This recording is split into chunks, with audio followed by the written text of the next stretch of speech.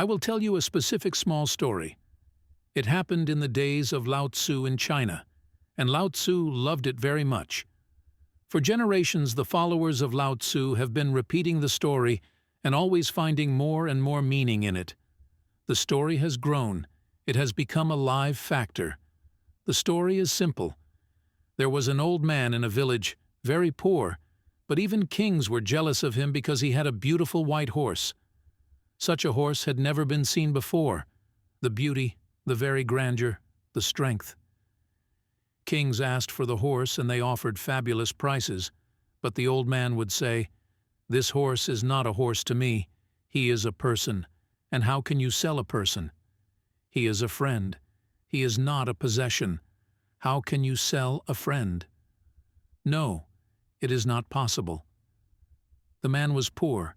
There was every temptation, but he never sold the horse. One morning, he suddenly found that the horse was not in the stable. The whole village gathered, and they said, "You foolish old man, we knew it beforehand, that someday the horse would be stolen. And you are so poor. How can you protect such a precious thing? It would have been better to sell it. You could have fetched any price you asked. Any fancy price was possible. Now the horse is gone. It is a curse, a misfortune." The old man said, "Don't go too far. Simply say that the horse is not in the stable. This is the fact. Everything else is a judgment. Whether it is a misfortune or not, how do you know? How do you judge?" The people said, "Don't try to befool us. We may not be great philosophers, but no philosophy is needed. It is a simple fact that a treasure has been lost, and it is a misfortune."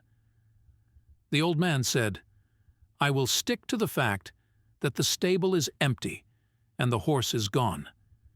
Anything else I don't know, whether it is a misfortune or a blessing, because this is just a fragment. Who knows what is going to follow it?" People laughed. They thought the old man had gone mad.